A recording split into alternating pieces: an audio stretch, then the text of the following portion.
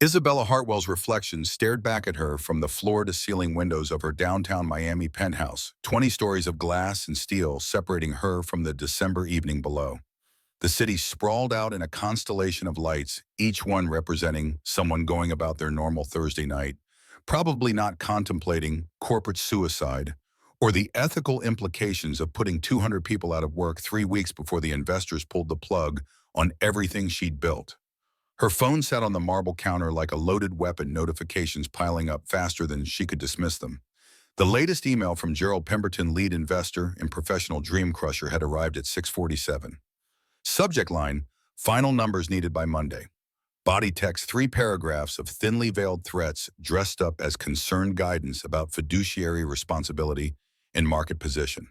The black cocktail dress hanging on her bedroom door mocked her with its optimistic cut and the price tag she'd forgotten to remove. $460 for fabric and thread, which seemed absurd now that she was calculating her company's burn rate in her head for the millionth time. Her calculator app had become her most used feature, surpassing even email, which was saying something for a woman who had slept 4 hours a night for the past 6 months. December in Florida meant Christmas lights strung between palm trees and temperatures that barely justified the cashmere wrap draped over her couch. The weather app showed 74 degrees with a chance of rain, which felt like a metaphor for her entire life lately. Perpetually warm on the surface, storm clouds gathering just out of frame. Rachel's contact photo flashed on the screen before the phone actually rang because her best friend had a sixth sense for when Isabella was about to bail on something. The image showed Rachel mid-laugh at last year's New Year's party, champagne in hand, her dark curls wild around her face, everything about her screaming joy and spontaneity and all the things Isabella used to know how to feel. The call connected before Isabella could decide whether to answer or let it go to voicemail. Rachel's voice came through crisp and knowing. "You're standing in front of those windows doing your brooding CEO thing, aren't you?" Isabella's hand went to her hip, defensive posture, automatic. "I'm getting ready." "You're catastrophizing. I can hear it in your voice." The view outside shifted as Isabella turned toward the kitchen, marble and chrome, catching the recessed lighting she'd spent $3,000 installing last spring. Her espresso machine gleamed unused in the corner because she'd switched to the coffee shop downstairs after realizing she was averaging 16 shots a day and her hands had started shaking during board meetings. Rachel pressed on. "Bella, you can't cancel. I promised Tanya you'd be there, and she's been talking this guy up for 3 weeks. My company is imploding." "Your company has been imploding since August. One night won't change that." Isabella pulled open her refrigerator, surveying the contents with the detached observation of someone who'd forgotten what normal eating habits looked like. Greek yogurt from last Tuesday, leftover sushi that was definitely past safe consumption, a bottle of white wine that she'd opened for a celebration that never happened, the cork shoved back in at an angle. She reached for the wine, thought better of it, closed the door. Rachel's tone shifted, dropping the playful edge. "When's the last time you did something that wasn't about work?" The honest answer would be pathetic, so Isabella deflected. "I went to that gallery opening last month. With clients, for networking. I enjoyed the art." "You spent the whole time on your phone and the artist literally asked you to leave." That had been mortifying, actually. The young photographer had very publicly called her out for representing everything wrong with the art world: commercialization over creation, and Isabella had apologized while simultaneously checking her email about the Bergdorf's order that was 3 weeks delayed. The dress on the door swayed slightly in the air conditioning current. Isabella had bought it on impulse during a lunch break she couldn't afford to take, walking past the boutique window and seeing it displayed on a mannequin with better posture than she'd had in months. The salesgirl had wrapped it in tissue paper with reverence, like it was going to change Isabella's life instead of just taking up space in her closet alongside 12 other impulse purchases still sporting tags. Rachel's voice gentled. "Tanya says he's a good guy. Widower single dad, runs his own business. Not looking for anything serious, just trying to get back out there." "That makes two of us not looking for anything serious." "Exactly. So go have dinner. Remember what it's like to talk to another human being about something other than quarterly projections. Worst case, you get a free meal and a story." Isabella moved to her bathroom, flipping on the lights that her interior designer had insisted would be flattering. They were technically if you were going for the look of someone who'd been carefully embalmed. Her skin had that translucent quality that came from spending too much time under fluorescent office lighting, and the circles under her eyes had upgraded from suggestion to statement. Peace. Her makeup bag held enough product to stock a small Sephora accumulated over years of believing that the right foundation could mask the fact that she was running on fumes and stubbornness. She pulled out concealer in a shade called Optimistic Nude, which felt on brand. Rachel was still talking. And honestly, even if it's terrible, at least you'll have left the building. Your doorman asked me last week if you were okay because he only sees you coming and going at weird hours. Marcus worries too much. Marcus is paid to notice things, and he's noticed that you're basically a ghost who occasionally materializes in designer heels. The concealer went on in careful strokes covering evidence of the 3 a.m. panic attack she'd had while reviewing the Market Street property specs. The building was perfect, everything they needed for the flagship expansion, and the timing worked if they could close by January 15th. Gerald had the purchase agreement ready to sign contingent on final board approval, which should have been a formality, except Christopher, her business partner, was getting cold feet about the debt load. Isabella's hand trembled slightly as she reached for her eyeshadow palette. The colors had names like Ambition and Empire, which the marketing team had probably thought was empowering, but just felt accusatory now. Rachel sensed the silence stretching. You're doing the thing where you're catastrophizing again. I'm doing my makeup. While catastrophizing, I can hear the wheels turning through the phone. Isabella's reflection stared back, one eye shadowed in Empire, the other bare. The asymmetry felt appropriate. What if I can't save it, Rach? The company or the date, both either. I don't know anymore.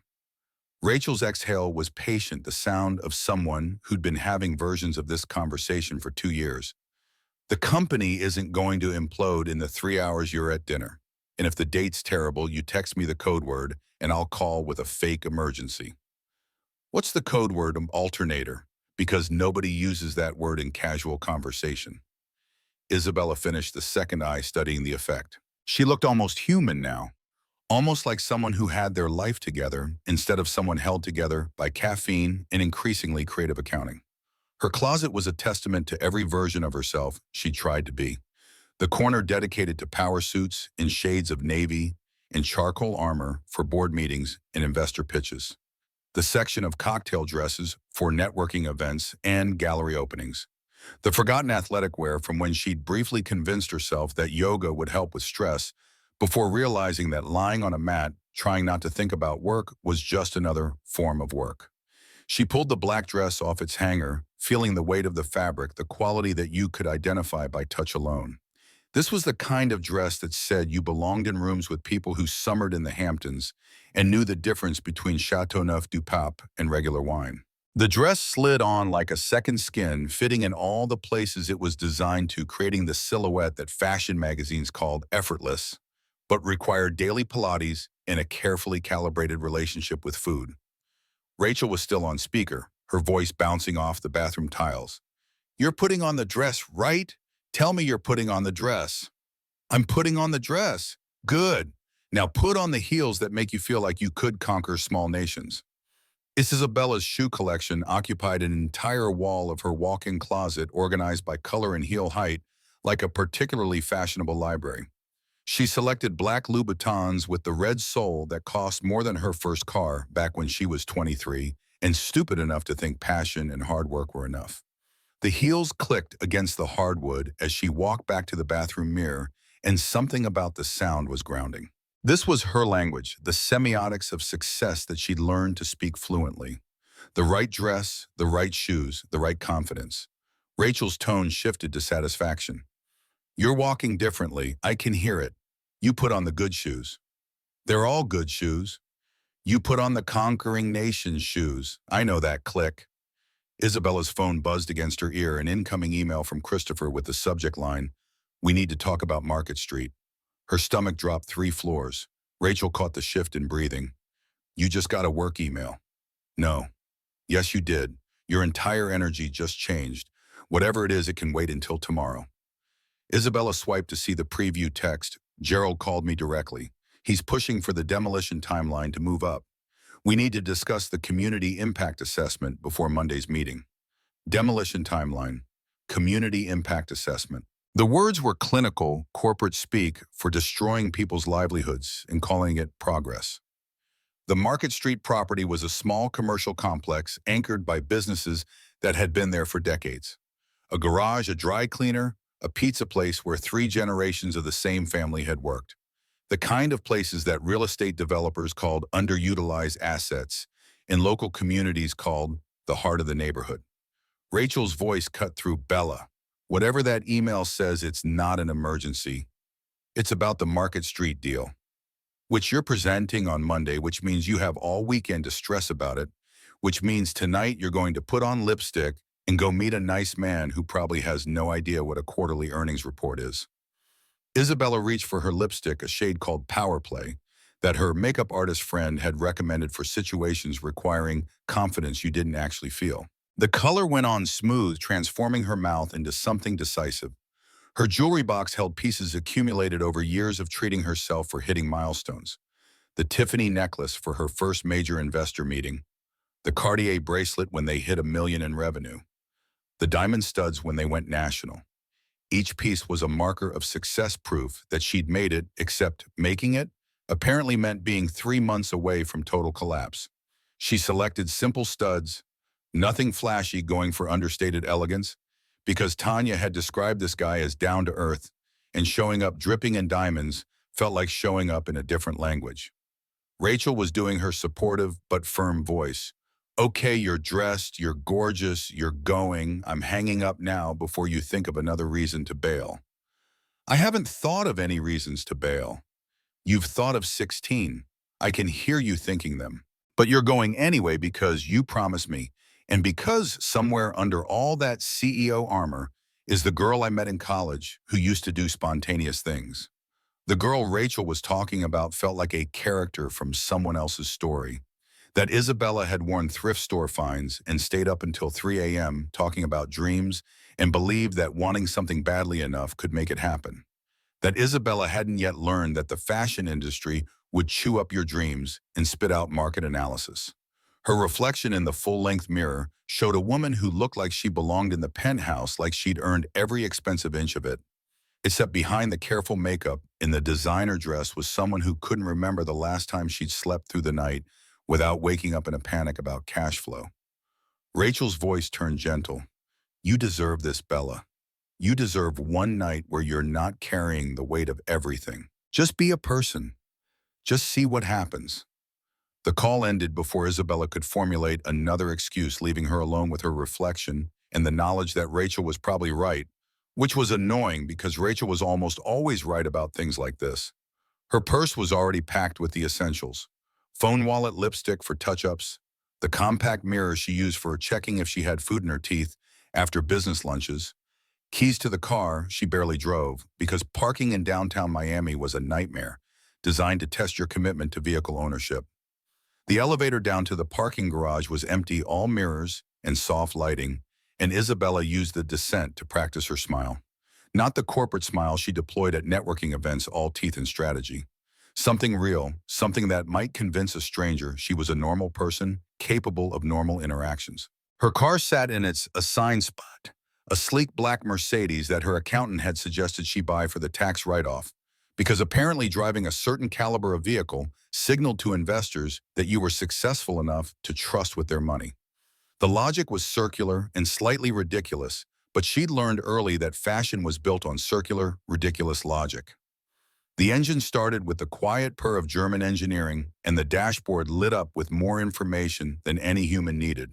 Fuel level, tire pressure, engine temperature, directions to her destination, already queued up from the last time she'd looked up the address. Pinewood Cafe on Maple Street was a 23-minute drive according to the GPS, which meant she'd be fashionably on time if she left now and traffic cooperated.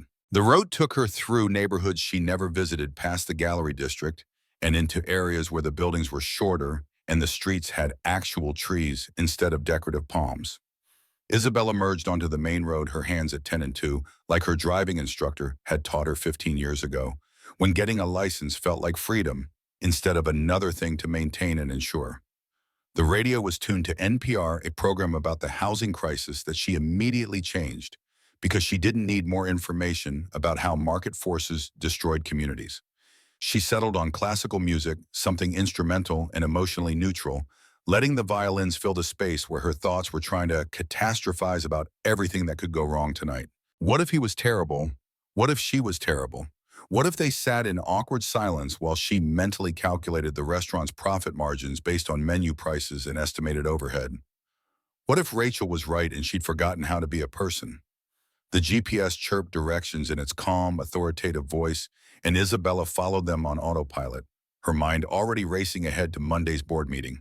She needed to present the Market Street acquisition with confidence needed to make the numbers work in a way that satisfied Gerald while not completely mortgaging their future. The property was perfect, the location ideal, the timing tight but manageable. Her phone buzzed in the cup holder. Text from Christopher, "Call me when you can." Gerald's being unreasonable about the timeline. Isabella's grip tightened on the steering wheel. Gerald was always unreasonable about timelines. That was his entire personality.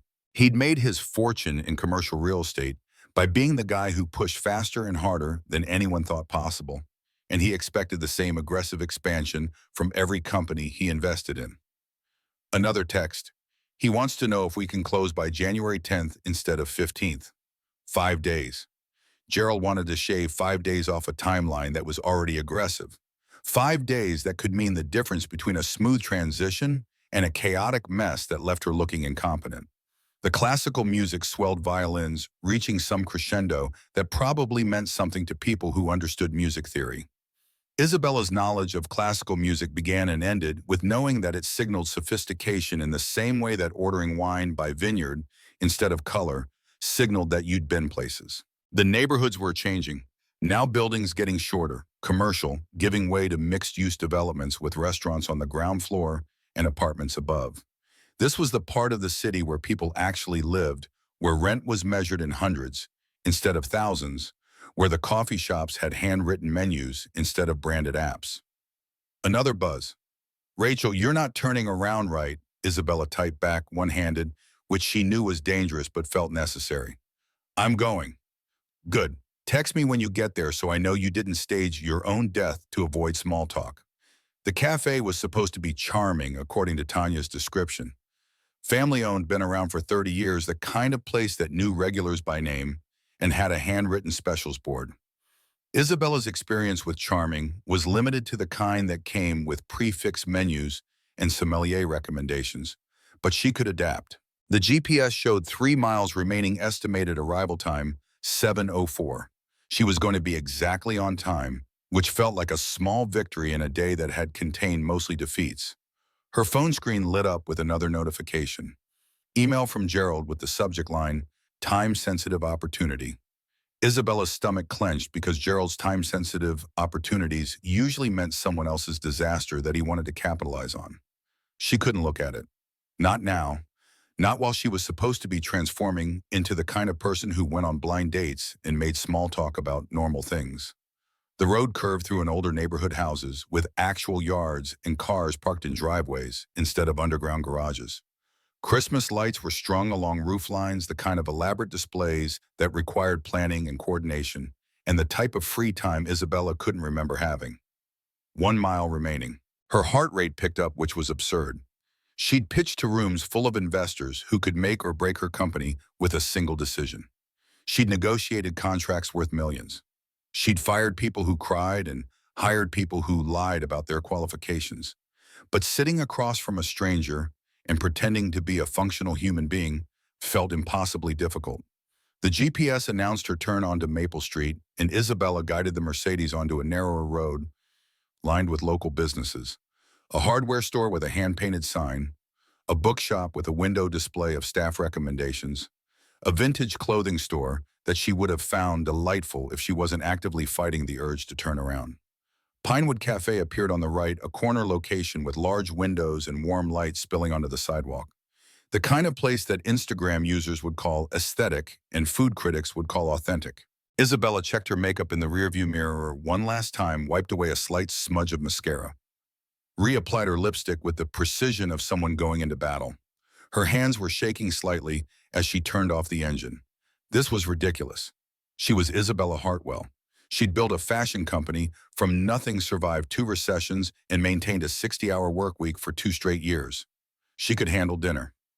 The car door opened, and December evening air washed in warmer than it should be, carrying the smell of coffee and something baking. Her heels clicked on the pavement, the sound reassuring in its familiarity. She was halfway to the cafe entrance when her phone rang. Christopher's name on the screen. Isabella answered, keeping her voice low. "I'm about to walk into dinner." Christopher's voice was tight with stress. "I know, and I'm sorry, but Gerald just sent over revised numbers. He's threatening to pull the entire investment if we don't commit to the January 10th timeline." The world tilted slightly. "He can't do that." "He absolutely can. It's in the contract. If we don't hit agreed-upon expansion milestones, he has the right to withdraw funding." Isabella's free hand went to her forehead, trying to massage away the headache that was blooming behind her eyes. The January 15th timeline was the agreed-upon milestone. Was, past tense. He's saying market conditions have changed and we need to move faster or lose our competitive advantage. That's not how any of this works. Christopher's exhale was sharp. That's exactly how this works when you're dealing with someone who controls 60% of our funding. He wants an answer by Monday morning, and he wants a detailed plan for how we'll accelerate the Market Street acquisition. Isabella looked up at the cafe windows, seeing people inside laughing and talking like they didn't have investors threatening to destroy everything they'd built. "I'll call you back. After dinner. I'll call you after dinner." She hung up before Christopher could protest, silencing her phone completely and shoving it into her purse like that could somehow silence the panic rising in her chest. One dinner. She could survive one dinner. The cafe door was heavy wooden glass, the handle warm from other people's hands. Isabella pulled it open, stepping into warmth and the smell of coffee and fresh bread and cinnamon. A woman behind the counter looked up, smiling, with the practiced warmth of someone who had spent decades in customer service.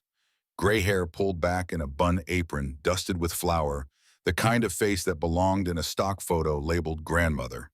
The woman's smile widened in recognition. "You must be Isabella. I'm Harper. I own this place. Your table's ready, but your date hasn't arrived yet. Can I get you started with something to drink?" Isabella scanned the space, taking in the mismatched furniture that somehow worked, the local art on the walls, the chalkboard menu with handwritten specials. This was so far from her usual environment that it felt like visiting a different planet. Her professional voice engaged automatically. "Just water for now, thank you." Harper led her to a corner booth with a view of the street, and Isabella slid in, grateful for the familiar feeling of leather against her back. The table was worn wood, marked with the kind of character that came from years of use, and there was a small candle in a mason jar providing ambiance. Isabella pulled out her phone despite having just silenced it, checking for new disasters. 3 emails since she'd parked. She opened the first one before remembering that she was supposed to be present, supposed to be human. The phone went back in her purse. She was here. She was doing this. Rachel would be proud, except her mind was already racing through the implications of Gerald's ultimatum. January 10th was impossible. The Market Street property owner, a Mr. Chen, who'd built the complex 40 years ago, had been clear that he needed time to notify his tenants, time to help them relocate. They'd negotiated January 15th specifically to give everyone breathing room. Moving the timeline up meant cutting corners, meant people getting blindsided, meant being the kind of corporation that cared more about profit than impact. Isabella's reflection in the window showed a woman who looked calm and put together, like she belonged in this cafe with its handmade charm. But inside, she was calculating how many employees she could afford to keep if Gerald pulled funding, how long the company could survive on remaining capital, whether Christopher would stay if everything fell apart. Outside, snow started to fall. Actual snow in Florida, which was meteorologically unlikely, but apparently happening, fat flakes drifting past the streetlights like the universe was staging some kind of Christmas movie moment. Isabella watched the snow and thought about how she was supposed to be feeling something romantic or hopeful, but mostly she felt tired. Bone-deep, soul-level tired that no amount of sleep could fix. The cafe door opened, letting in cold air, and a couple laughing about something shaking snow from their coats. They looked happy, uncomplicated, like their biggest concern was whether to split dessert. Isabella envied them with an intensity that was probably unhealthy. Her phone buzzed in her purse, muted but insistent. She ignored it. Whoever it was could wait. Everything could wait for the length of one dinner. Harper reappeared with water in a glass that had probably been washed, 1,000 times ice cubes clinking gently. He just texted that he's running a few minutes late. Car trouble. Car trouble. Of course, because this night wasn't already perfectly set up to be a disaster.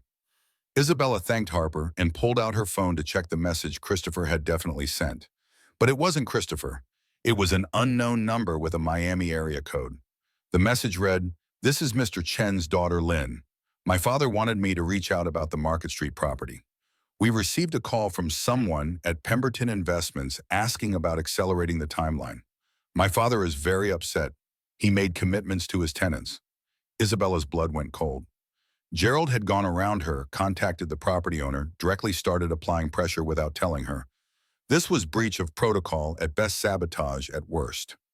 She typed back, "I apologize for any confusion. I'll call you first thing tomorrow to discuss." Lynn's response came immediately. "My father is 83 years old. He built that property with his own hands. The garage has been there since 1982. The Washington family has been his tenant for 40 years. You need to understand what you're asking him to do." The Washington family. Isabella hadn't thought of the tenants as families, as people with histories and roots. They'd been items on a spreadsheet, square footage, and lease terms and relocation costs estimated in round numbers. Her hands were shaking as she typed, "I understand. We'll talk tomorrow." The phone went back in her purse, but the damage was done.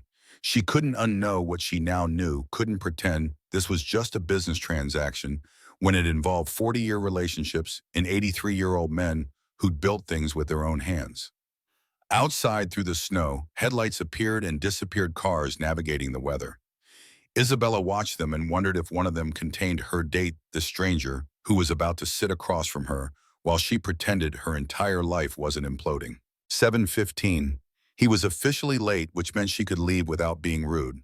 She could text Rachel the code word, claim an emergency, go home, and deal with the Gerald situation and the Chen situation and all the other situations that needed dealing with. Her hand reached for her purse, fingers closing around her phone.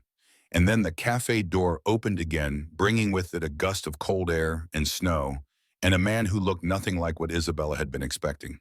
He was tall, with dark skin and close-cropped hair, wearing jeans and a button-down shirt that looked freshly ironed. There was oil under his fingernails that no amount of scrubbing had completely removed, and his shoes were work boots that had seen better days. He looked real in a way that people in Isabella's world rarely did, like someone who worked with his hands and meant what he said and probably had never calculated the ROI on a personal relationship. Harper greeted him with the warmth of someone who knew him.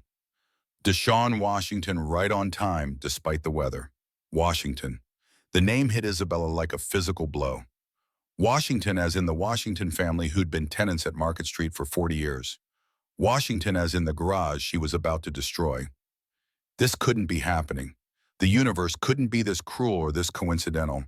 But Harper was leading him toward her table, and he was smiling with the kind of nervousness that made him human and approachable, and completely unaware that the woman he was about to have dinner with was planning to demolish his entire livelihood. Isabella stood because her corporate training demanded it, extending her hand like this was a business meeting instead of the worst possible collision of personal and professional. His hand was calloused and warm grip, firm, but not aggressive. "I'm Deshaun. Sorry I'm late. I had to help someone with car trouble on the way over." His voice was deep, with a slight southern accent that softened the consonants, and his smile reached his eyes in a way that made Isabella's chest tighten with guilt she hadn't even earned yet. She managed to keep her voice steady. "Isabella, and no worries about being late." They sat and Harper brought menus, and Isabella was trapped in this booth with a man whose life she was about to ruin, and he had absolutely no idea. The universe, it seemed, had a truly terrible sense of humor. Deshaun's morning had started the way most mornings started, with Zoe's foot in his ribs at 5:43 a.m. His daughter had somehow migrated from her twin bed across the hall into his queen-size mattress, and she slept like a starfish designed to take up maximum possible space. Her curls were wild against the pillow, one of her pink socks missing her Moana pajamas twisted around her small frame. He extracted himself carefully, trying not to wake her, padding barefoot across the cold floor to the bathroom that still smelled like the lavender soap Tanya had bought in bulk because it was on sale.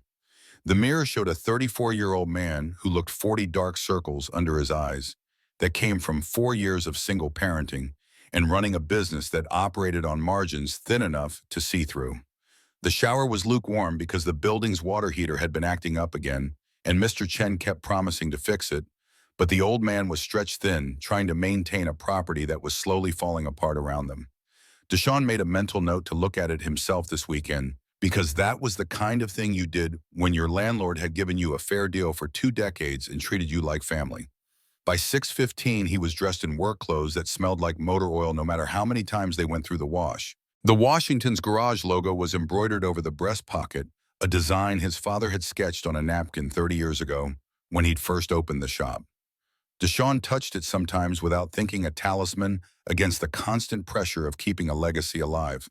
The apartment above the garage was small but home. 2 bedrooms, 1 bathroom, a kitchen that opened onto a living room where Zoe's toys lived in organized chaos. Photos covered every wall, including the ones of Keisha that Tanya kept asking if he was ready to take down.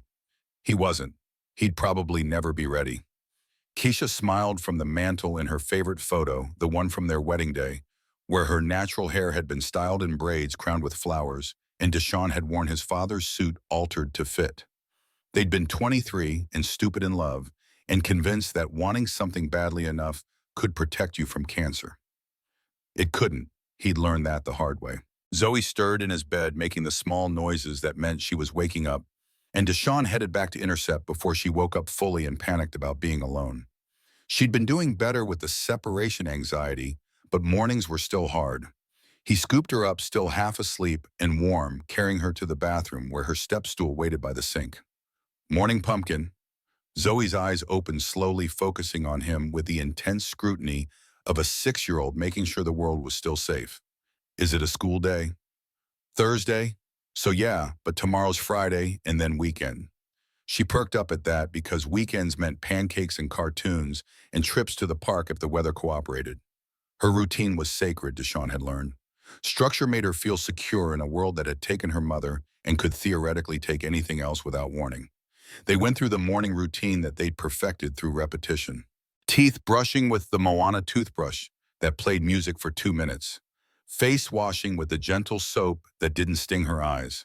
Hair care that Deshaun had learned through YouTube videos and practice because nobody had taught him how to maintain a black girl's natural curls, and he'd had to figure it out through trial and error. He sectioned Zoe's hair, carefully applying leave-in conditioner and working through tangles with a wide-toothed comb while she sat still and trusted him not to hurt her. This was their time, these quiet mornings, just the two of them against the world.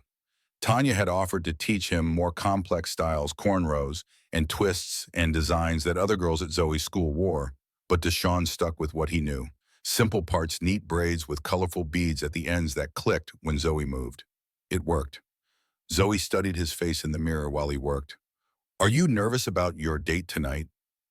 Deshaun's hands paused. "What makes you think I'm nervous?" "You have the little line here." She pointed to his forehead. "You always get it when you're worried about something.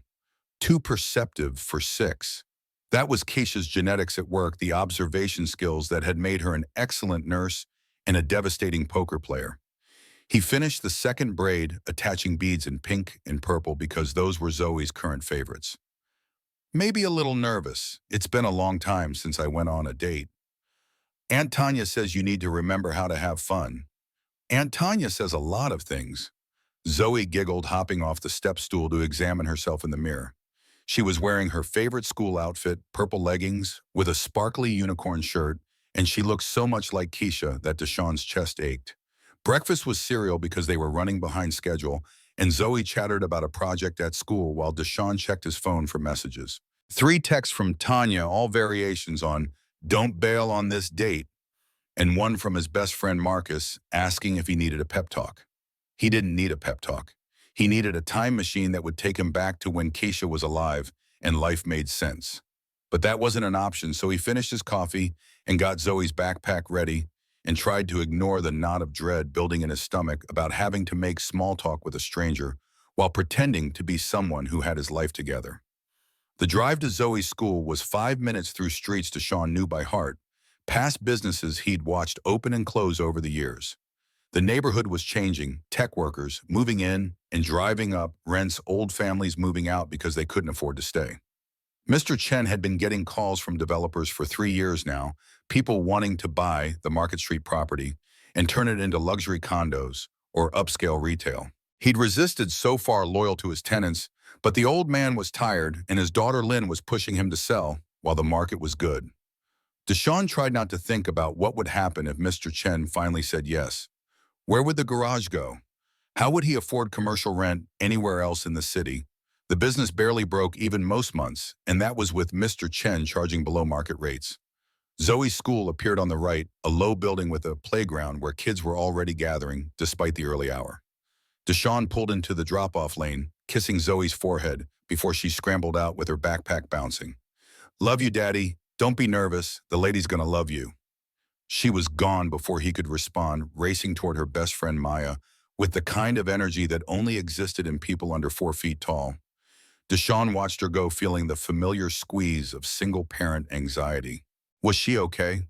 Was he doing enough? Would she grow up and resent him for all the things he couldn't provide, all the ways he fell short of being both mother and father? A horn honked behind him, parent in an SUV, gesturing impatiently. Deshaun pulled forward, heading back toward the garage and the work that was piling up. Thursday was usually a heavy day for repairs, people wanting their cars ready for the weekend. He had 4 appointments scheduled, plus whatever walk-ins showed up with emergencies. The garage was a one-man operation since he'd had to let his assistant go last spring when business slowed down. He'd learned to do it all himself, diagnostics and repairs and customer service and bookkeeping and the 1,000 other tasks that came with owning a small business. It was exhausting, but it was his built on the foundation his father had laid. The garage sat on the corner of Market Street and 3rd, a square building with 2 bays and an office that doubled as storage. The sign outside needed repainting. The letters faded from years of sun exposure, but Deshaun kept putting it off because paint cost money and there was always something more urgent. Inside smelled like motor oil and old coffee, familiar and comforting in its predictability. His first appointment wasn't until 8, so he had 30 minutes to do paperwork that he'd been avoiding. The office was cramped, every surface covered with invoices and parts catalogs, and the framed photo of his father cutting the ribbon on opening day. Marcus Washington Sr. had been a giant of a man, 6'4", with hands that could rebuild an engine from memory and a voice that could fill a room. He'd taught Deshaun everything about cars and about running an honest business in a world that rewarded cutting corners. A black man's reputation is all he's got, so you better make it count. He'd said that so often it had become a mantra, words Deshaun heard in his head when making decisions. The bookkeeping software showed numbers that made Deshaun's stomach turn. Revenue was down 18%, from last year expenses were up 12%, and the profit margin was basically a rounding error at this point. He needed to raise prices, but raising prices meant losing customers to the chain shops that could undercut him with bulk purchasing. His phone buzzed. Tanya, because of course it was, "I set out your date outfit, dark jeans, blue button down, iron the shirt." Deshaun typed back, "I know how to dress myself." "Do you though? Because left to your own devices, you'd show up in work clothes smelling like transmission fluid." She wasn't wrong. He'd been planning to shower and throw on clean jeans and call it good. "Her name's Isabella. She runs a fashion company. Be nice, be yourself. Don't talk about Keisha unless she asks." That last part stung, even though Tanya meant well. She'd been pushing him to date for 2 years since what she called an appropriate mourning period had passed. But grief didn't work on timelines, and Deshaun still reached for Keisha in the middle of the night, sometimes forgetting for a second that the other side of the bed would be empty. His first customer arrived at 7:55, a regular named Mrs. Patterson with a Honda that was older than Zoe and held together mostly through prayer and Deshaun's maintenance work. She was 70-something and lived on a fixed income, and Deshaun charged her costs for parts because his father had always said you took care of people who couldn't take care of themselves. The Honda needed new brake pads and an oil change, basic work that Deshaun could do on autopilot while his mind wandered to the evening ahead. What did you talk about on a blind date? Tanya had said Isabella was successful, ran her own company, which probably meant she was driven and ambitious and had her life together in ways that would make Deshaun's situation look pathetic by comparison.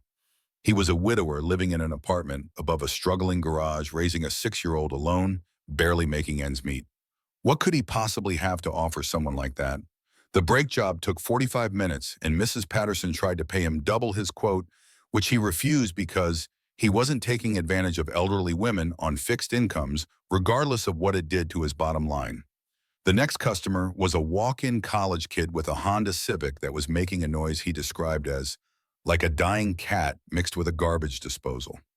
Deshaun popped the hood and identified the problem in 30 seconds: alternator going bad, which was a repair he could do in an hour if he had the part in stock. He checked his inventory, found a rebuilt alternator that would work, quoted the kid a price that was fair, and got started. Working on cars was meditative, the only time Deshaun's brain really quieted down. There was a logic to mechanical problems, a clear cause and effect that you could diagnose and fix. Not like parenting where you made your best guess and hoped it didn't screw up your kid. Not like grief where nothing you did made the pain actually go away. By noon, he'd finished 3 repairs and started on the 4th, a timing belt replacement that required precision and patience. His back ached from bending over engine blocks, and his hands were stained with grease that no amount of industrial soap completely removed. Tanya showed up at 12:30 with lunch because she had a sixth sense for when he was planning to skip meals. She let herself in through the office door, paper bag from the Thai place 2 blocks over in hand. "You're still planning to go tonight, right?" Deshaun didn't look up from the engine. "Do I have a choice?" "No, I already told Isabella you were coming, and I vouched for you being a decent human being, so don't make me a liar." Tanya was 3 years younger with their mother's face and their father's stubbornness. She'd appointed herself Deshaun's keeper after Keisha died, showing up at random times to make sure he was eating and sleeping and generally functioning. She perched on the edge of his workbench. "Zoe helped me pick Isabella's profile. She saw the picture and said you'd like her. Zoe is 6. Zoe has better instincts than you do. When's the last time you were actually interested in someone?" The honest answer was never, not since Keisha, but saying that would start a conversation Deshaun didn't want to have. "I'm going to the date. I'll be nice. If it's terrible, I'm blaming you." "Fair enough." Tanya pulled out containers of pad thai, the smell making Deshaun realize he hadn't eaten since the cereal at breakfast.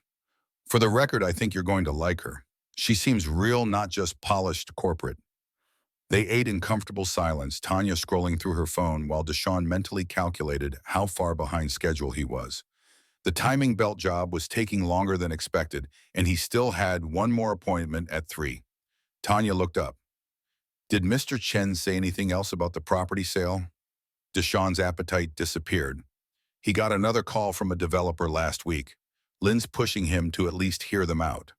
"And if he sells, then I figure out where to move the garage. Or I don't, and I close up shop and get a job working for someone else." The thought made him sick.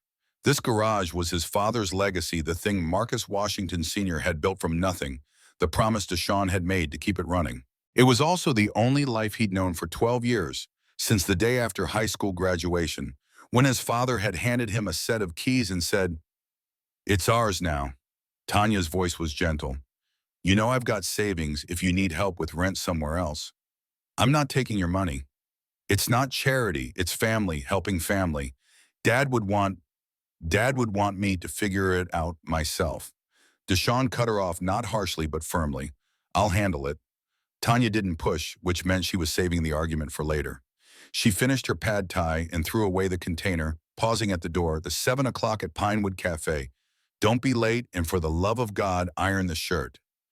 After she left, Deshaun worked through the afternoon appointments with mechanical efficiency, his mind half on the repairs and half on the evening ahead. By 5:30, he was cleaning up the garage, wiping down tools, and organizing the workspace the way his father had taught him. The apartment upstairs was quiet when he got there, and Deshaun stood in the doorway for a moment looking at the life he'd built here. Zoe's drawings covered the refrigerator, stick figures labeled Daddy and Me, and sometimes Mommy in Heaven. The couch still had the blanket Keisha had crocheted while pregnant, colors she'd chosen because they were gender neutral. He picked up Zoe from after-school care at 6, listening to her chatter about art class and recess, and how Tommy pulled Maya's hair and got in trouble.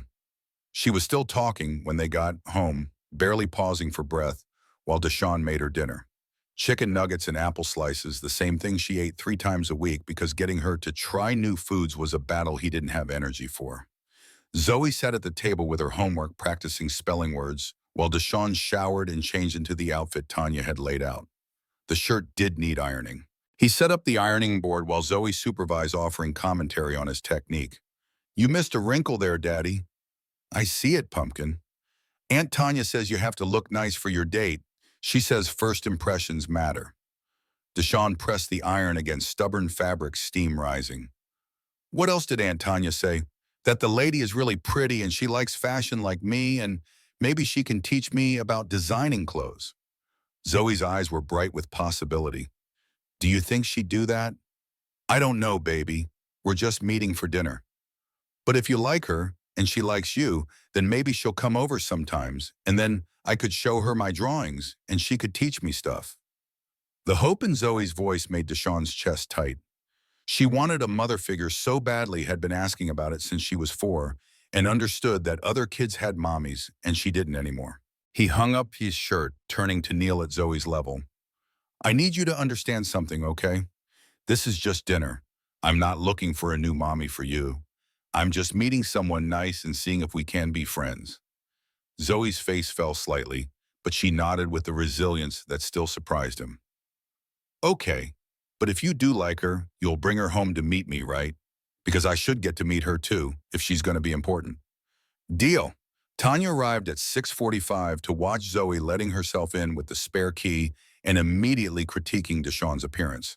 She made him change his shoes, adjusted his collar, and gave him a pep talk that basically boiled down to, "Don't be yourself, be the version of yourself that's dateable."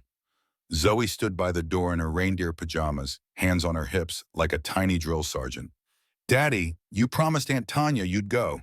And Washingtons don't break promises, right?" Deshawn had to bite back a smile because she looked exactly like Keisha when she was being stubborn about something. "Right, no broken promises." He kissed Zoe's forehead, grabbed his jacket, and headed down to his truck with the feeling of a man walking toward his own execution. The truck was a 2005 Ford F-150 that he maintained himself, engine running smooth because he'd rebuilt half of it over the years. The interior smelled like coffee and the pine air freshener Zoe had insisted they needed, and the radio was stuck on the country station that reminded him of his father. Pinewood Cafe was a 20-minute drive in good conditions, but snow was starting to fall, actual snow in Florida, which was rare enough that Deshawn took it as a sign. Good or bad, he couldn't tell yet.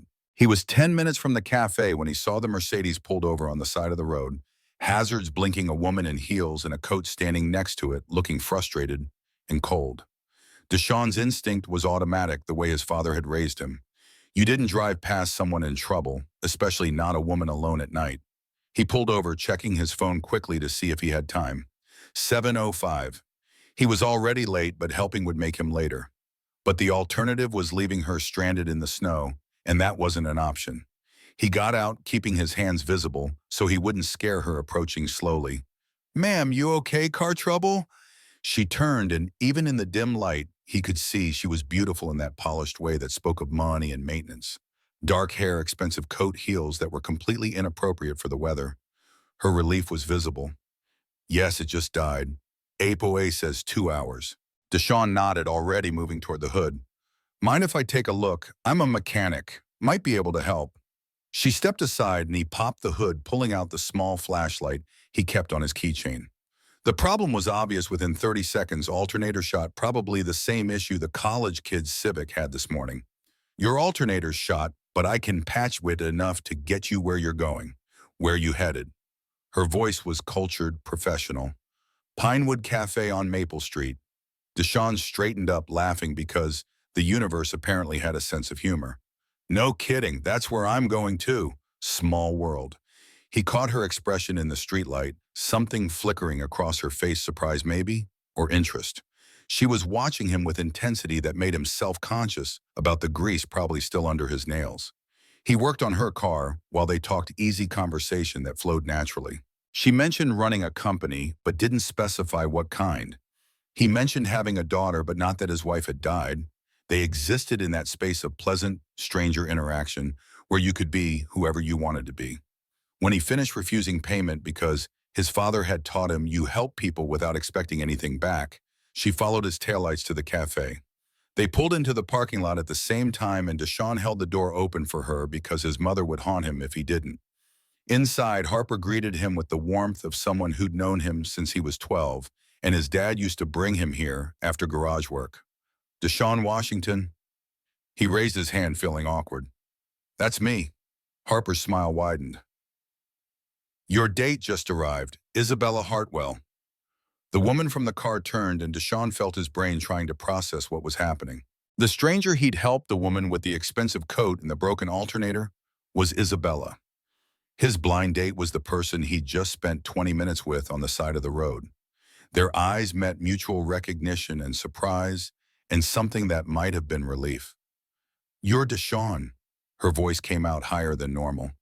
You're Isabella. He sounded just as shocked. They both started laughing at the same time, the absurdity of it breaking through the awkwardness. They'd been heading to the same place, had met before they were supposed to meet, had built a connection without the pressure of knowing it was a date.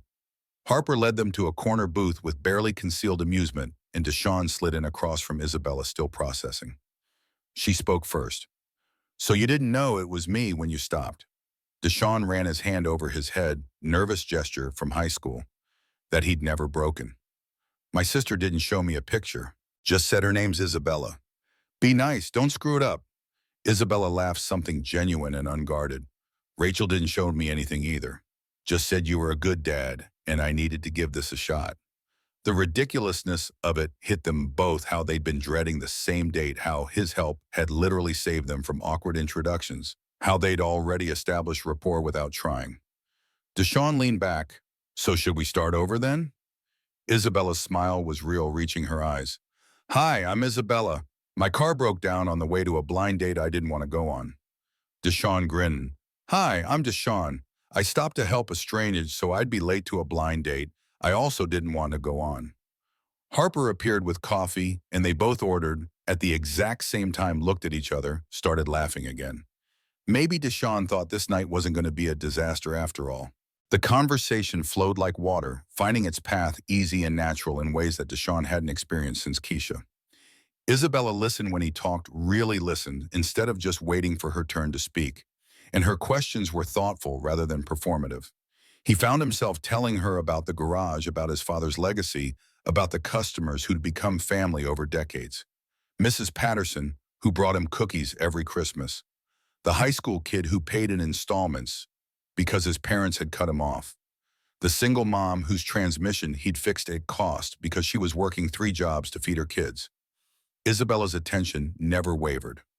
Her dark eyes focused on his face like he was saying something important, instead of just rambling about an auto shop that barely broke even. When he told her about the guy who'd brought in a transmission held together with chewing gum, her laugh was full and unself-conscious, the kind that made other diners look over and smile reflexively. I'm sorry, chewing gum, like the kind you chew. Deshaun nodded, completely serious. Big red cinnamon flavor. I could smell it from 10 feet away. He looked me dead in the eye and said his buddy told him it would work temporarily. Isabella was laughing so hard, tears formed in her eyes. What did you tell him? I told him his buddy was an idiot and sold him a rebuilt transmission at cost because I felt bad for him. The laughter faded into something softer, and Isabella studied him with an expression he couldn't quite read. You do that a lot, don't you? Help people even when it costs you. Deshaun shrugged, uncomfortable with the observation. My pops always said you can either be rich or you can sleep at night, and I'd rather sleep at night. He talked about his father more than he meant to, about the man who'd built the garage from nothing and taught him that reputation mattered more than profit, about the philosophy that had guided Washington's garage for 4 decades, treating people right, even when it hurt the bottom line. Isabella's expression shifted into something that looked like longing, or maybe recognition. When she spoke, her voice was quieter. I've spent the last 2 years surrounded by people who'd sell their grandmother for a good quarterly return. And here you are fixing transmissions at cost and stopping for strangers in snowstorms. Harper brought coffee refills, and Deshawn flagged her down, grateful for the interruption before the conversation got too heavy. He needed to redirect to learn about Isabella instead of just talking about himself. What about you? What's it like running a fashion company? The question made Isabella's expression shudder slightly, like he'd hit on something painful. Her fingers wrapped around the coffee mug, and Deshawn noticed her nails were perfectly manicured, but bitten at the edges, a tell that spoke of stress. Honestly, right now it's like watching something you built with your bare hands slowly fall apart and not being able to stop it. The rawness in her voice caught him off guard. This wasn't polite first date conversation. This was real pain, real fear, and Deshawn found himself leaning forward without thinking. That bad? Isabella looked at him, something in her expression evaluating whether he could handle the truth. Whatever she saw made her decide to trust him, and the words came tumbling out. She told him about investors breathing down her neck, about expansion deadlines that felt impossible, about 200 employees whose livelihoods depended on decisions she wasn't sure she could make correctly. The story poured out like she'd been holding it in for months, and Deshawn just listened, giving her the space to be honest. We need to expand by January 15th or they pull all funding, Isabella said, staring into her coffee like it held answers. And the only location that works is this property on Market Street. But the timeline's so tight, and I just keep thinking, what if I can't pull it off in Market Street? The words hit Deshawn like ice water, but before he could process it, before he could ask which property, Isabella kept talking. It's this perfect space for our flagship store, but it means displacing existing tenants. And I know that makes me the villain in someone else's story, but I've got 200 people who will lose their jobs if I don't make this happen. She cut herself off, seeming to realize she'd said too much, and Deshawn pushed down the spike of anxiety because Market Street was a long road and there were multiple commercial properties. It probably wasn't Mr. Chen's building. The odds were against that kind of coincidence. He reached across the table and squeezed her hand, contact that was probably too familiar for a first date, but felt necessary. Hey, you're clearly brilliant and tough as hell. You'll figure it out. The touch made her look up, and something passed between them, a connection that went deeper than the surface conversation. Deshawn felt it in his chest, a pull toward this woman who was struggling with impossible choices and trying to do right by people, even when the options all felt wrong. Harper brought the check, and Deshawn grabbed it before Isabella could react, waving off her protest with a smile. You can get the next one. Isabella raised an eyebrow, playful. Pretty confident there's going to be a next one. Deshawn's smile widened. Well, yeah, I still owe you for the entertainment value of watching your face when you realized I was your date. They walked out into snow that was falling heavier now, coating everything in white, and Isabella's car looked like a frosted cake under the streetlights. Deshawn studied it with professional assessment, already knowing what he was going to find.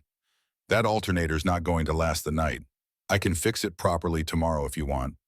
Shop's closed for Christmas, but I'll be there anyway doing paperwork.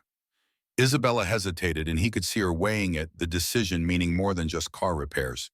Accepting meant crossing some line from blind date into something with possibility. I don't want to ruin your Christmas. Deshawn laughed. Trust me, my Christmas is going to be a 6-year-old waking me up at 5 a.m. to open presents and then watching Elf for the millionth time. Fixing your car would actually be a nice break. The words came out before he could stop them. Isabella's voice soft but determined. Can I meet her?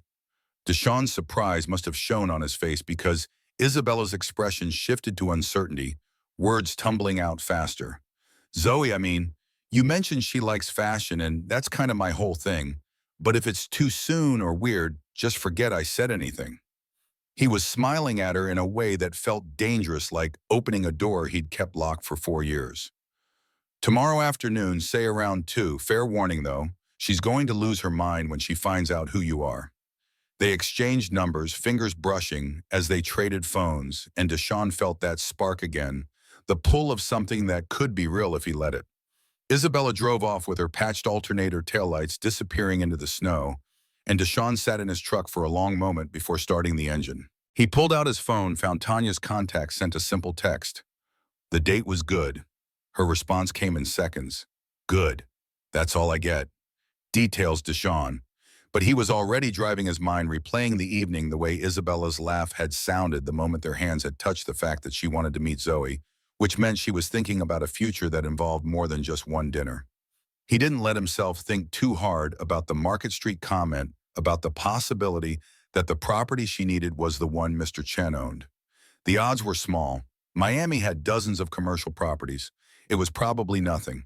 And even if it was something, he'd deal with it when the time came. For now, he let himself feel something he hadn't felt in 4 years' hope. Christmas Eve afternoon arrived with the kind of anticipation that made Deshaun check his watch every 10 minutes. Zoe had been vibrating with excitement since he'd told her someone special was coming to visit, and she'd changed outfits 3 times before settling on her reindeer pajamas because they're festive and comfortable, Daddy. The apartment was cleaner than it had been in months, Deshaun having stress cleaned while Zoe was still asleep. He'd vacuumed and dusted and hidden the stack of bills that lived on the kitchen counter, transforming the small space into something presentable. Photos of Keisha still covered the walls, and Deshaun had considered taking some down before deciding that would be dishonest. This was his life, his history, and anyone who came into it needed to see the whole truth. Zoe sat at the kitchen table with her shoebox of drawings, organizing them by importance, while keeping up a running commentary about what Isabella might like to see. This one is a wedding dress with a really long train, and this one is a superhero costume, but make it fashion, and this one, the doorbell rang at exactly 2 o'clock and Zoe launched herself toward it with a scream that probably violated noise ordinances. Deshaun caught her before she could rip the door open. Pumpkin, we talked about this. Normal voice, normal behavior. But Daddy, there's a princess at the door. He opened it to find Isabella standing there in jeans and a sweater, holding a bag from an expensive craft store, looking nervous in a way that made her more human than the polished woman from last night. Before Deshaun could say anything, Zoe's eyes went huge behind her glasses. You're Isabella Hartwell, from the magazine. Daddy, she's famous. Isabella laughed, kneeling to Zoe's level. Not a princess, sweetheart. I'm Isabella. Zoe grabbed her hand without hesitation, dragging her inside with the confidence of a child who'd never learned to be shy around strangers. Deshaun followed, watching this woman who'd sat across from him last night transform in real time into someone softer, more open, as Zoe pulled out her drawings. Isabella sat on the floor in designer jeans that probably cost more than Deshaun's monthly grocery budget, going through each drawing with genuine attention. Her comments weren't patronizing or generic, they were specific and thoughtful, pointing out Zoe's eye for proportion and her instinct for flow. These are incredible, Zoe. Have you ever tried draping fabric? Zoe shook her head, confused, and Isabella's face lit up with the kind of enthusiasm that made Deshaun's chest tight. She grabbed a bedsheet from his linen closet, showed Zoe how to drape it over a chair to create different silhouettes. Within minutes, they were both on the floor giggling and creating makeshift fashion designs. And Deshaun stood in the kitchen doorway with hot chocolate mugs in his hands, watching his carefully constructed world shift. Isabella looked up, catching his expression, and smiled in a way that felt intimate despite Zoe's presence. He handed her a mug covered in whipped cream, and their fingers brushed in the exchange. You're good with her, he said, keeping his voice low. Isabella's smile widened. She makes it easy. They spent the afternoon like that, the three of them, and it felt weirdly natural, like they'd been doing this forever. When Zoe climbed into Isabella's lap to show her a particularly complicated dress sketch, Deshaun saw something crack open in Isabella's expression, some defense lowering. Zoe, with all the subtlety of a sledgehammer, looked up at Isabella. Are you Daddy's girlfriend? Deshaun nearly dropped his hot chocolate, and Isabella's eyes went wide. Zoe, we just met. You can't just ask people that. But Zoe was already continuing with 6-year-old logic. But you like her. I can tell. You smile different. Deshaun opened his mouth to deny it, to explain that it was too soon and too complicated. But Isabella was laughing and Zoe kept going. And Daddy needs someone nice because he's been sad since Mommy died, but he pretends he's not. The room went silent. Deshaun felt his expression shudder, grief and embarrassment and protective instinct all colliding. He hadn't talked about Keisha, hadn't mentioned being a widower, had kept that part locked away because it felt too heavy for first-date conversation. I'm going to go check your car. He managed his voice tight and disappeared downstairs to the garage before Isabella could say anything. The garage was cold and quiet, and Deshaun leaned against the workbench, breathing carefully. He could hear Zoe and Isabella's voices upstairs muffled through the floor, and he pressed his palms against his eyes. This was too fast, too much. He'd let himself get caught up in the possibility of connection and forgotten that his life was complicated in ways that made dating basically impossible. After a few minutes, he pulled himself together, grabbing tools to actually work on Isabella's car like he'd promised. The alternator replacement was mechanical and soothing, requiring focus that kept his mind from spiraling. Upstairs, Isabella held Zoe close, the little girl looking worried. "Did I make Daddy sad?" Isabella pulled her closer. "No, baby, you didn't. Your daddy just misses your mommy a lot." Zoe nodded like this made perfect sense. "Aunt Tanya says that's why he needs someone new to love, so he can be happy again." Isabella's heart shattered because this child understood too much carried wisdom that shouldn't belong to someone so young. She was about to respond when Zoe shifted topics with the attention span of a 6-year-old. "Daddy's worried about the garage." Isabella's attention sharpened. "Why is that, sweetheart?" Zoe shrugged, playing with Isabella's bracelet. "Some fancy people want to buy our building. Daddy said we might have to move." Ice slid down Isabella's spine. "What building?" Zoe pointed toward the floor. "This one. Washington's garage. It's on Market Street, the little mall place with the pizza shop and the dry cleaners." The world tilted. Isabella's vision tunneled because she knew that property knew it intimately, had the acquisition papers sitting on her desk with the address circled in red. The building they wanted to demolish to put up her flagship store was the garage directly below her feet. The garage Deshawn owned the business he'd built, the legacy his father had started, and she was the one about to destroy it. Her phone buzzed in her pocket. Text from Christopher. "Board meeting moved to January 10th. Need final decision on Market Street property, ASAP." Isabella stared at the message, feeling sick. The universe had just handed her an impossible choice: save her company and destroy the man she was falling for, or save Deshawn and watch everything she'd built crumble into nothing. There was no world where she got to have both. Isabella made her excuses with words that felt hollow, even as they left her mouth something about a work emergency that couldn't wait, watching Zoe's face fall from joy into confusion. The little girl's voice followed her down the stairs, asking if she'd done something wrong, and Isabella had to keep walking because if she turned around, she'd break completely. Her car started on the first try, the new alternator humming perfectly, and Isabella drove 3 blocks before pulling over because her hands were shaking too badly to hold the wheel steady. The Market Street property documents lived in her briefcase, always within reach, and she pulled them out with fingers that felt numb. There it was, in black and white: 847 Market Street, mixed-use commercial property. 6 tenants, including Washington's garage leaseholder, Deshawn M. Washington, 40-year tenant history. The words blurred together as her vision swam, and Isabella pressed her forehead against the steering wheel. Christopher's name appeared on her phone screen before the device actually rang.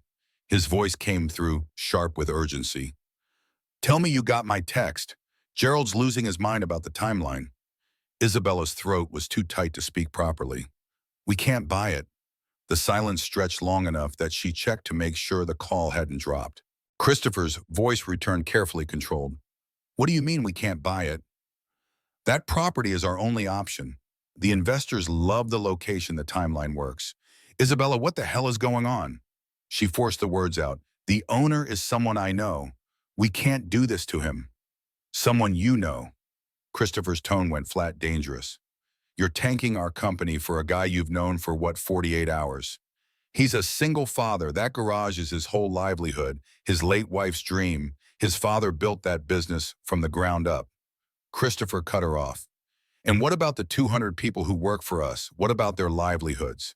You going to look them in the eye and tell them they are unemployed because you caught feelings for some mechanic?" The accusation hit like a physical blow because he was right and she hated it.